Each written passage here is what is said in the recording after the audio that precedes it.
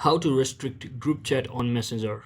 So hello guys, welcome back to my YouTube channel. In this quick tutorial, I'll be showing you how you can easily restrict group chat on Messenger.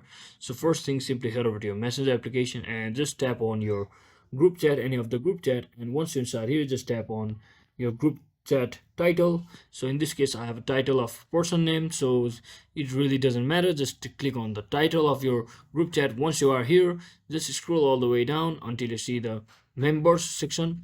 There should be members section, and so as you can see, currently there is actually no any other option to directly restrict the person. So what you can do instead is you can actually block a member by simply tapping on it and selecting the particular person, and simply clicking on that and blocking that person.